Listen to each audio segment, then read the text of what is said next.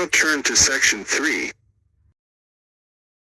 You will hear a conversation between a university lecturer and two students.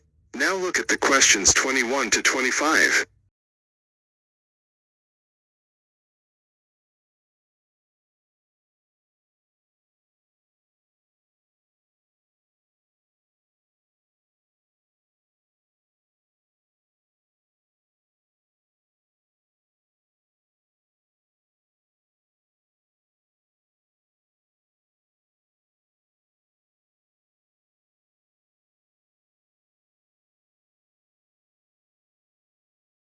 Now listen carefully and answer questions 21 to 25. James, Carol, thank you for coming in. Have a seat. So, I take it both of you have completed your interviews with the managers? Yeah. Right. Great. Remind me, who was supposed to do the interview with the manager from the chain supermarket? That was me. Right, so that means that you were going to do the interview with the clothes shop, Carol, right? Yeah, but we decided to swap at the last minute, so I did the supermarket instead. Okay, so let's start with you first, Carol. If I remember correctly, you reported that your interviewee was very difficult to get through to.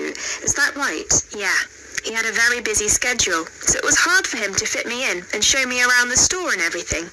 We had to reschedule about 3 times before I finally managed to do the interview with him. And how was it for you, James? Oh, I had no issues at all. I just went in on a weekday and the shop was empty, so we did it right there and then. Great. So, Carol, how did you find the management scheme? Let's start with how they recruit their trainees. So, according to the manager, the way it works is that the graduates go through a rigorous recruitment process that includes an interview with a panel and a trial day. Then they have to go through a probationary period of 3 months, and if their performance is satisfactory during those 3 months, they're offered a place in the scheme. And yours, James? Well, it's quite similar to Carol's, actually. The only differences are that they're on probation for 6 months, and there are 3 individual interviews instead of a panel. Oh, and you don't need to be a graduate.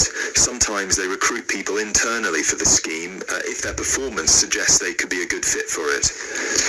Okay. Now you have some time to look at questions 26 to 30.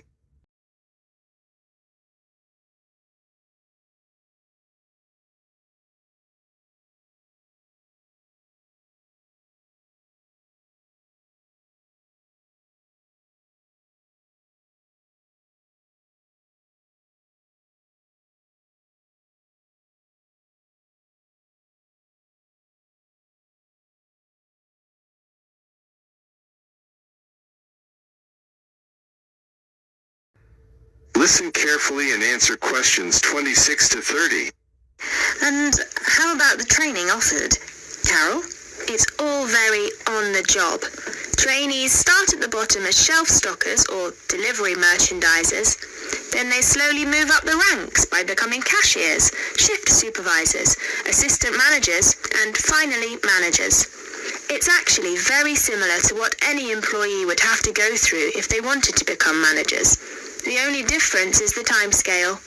The whole process would normally take more than 5 years, but in the scheme, they cram it down to 3. Right. James? Well, again, very similar to Carol's. The only thing is that there's also plenty of external training involved. People on the management scheme are sent abroad for 6 months, usually to Italy or France, to witness firsthand the production of a new season's collection. So they spend some time with the designers and they tour the factories where the clothes are produced. They also receive training on management skills through college courses paid for by the company. And how long would it normally take someone on the scheme to become managers?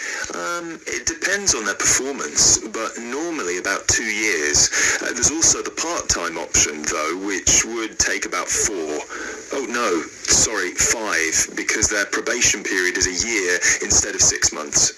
Great. So, what was your overall impression of the scheme from your interviews with the managers?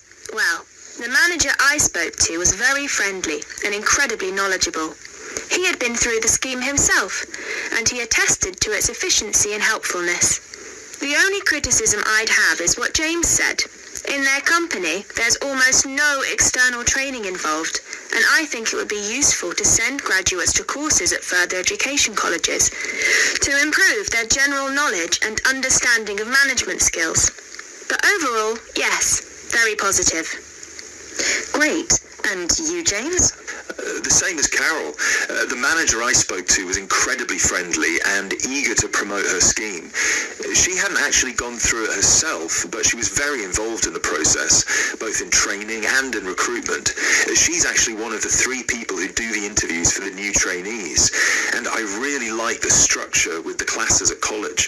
I think that's very useful, and it improves the trainees' chances of getting another job eventually, should they decide to leave the company in the future. The only thing I have to say against it is that 2 years is too short in my opinion. It should really be closer to 3 years, as I imagine the trainees would get exhausted fairly quickly with all this information fired at them in such a short span of time. Thank you both. So now you know you need to compare your 2 interviews and decide which scheme would be most beneficial to someone from a disadvantaged background, especially those who... That is the end of section 3. You now have half a minute to check your answer.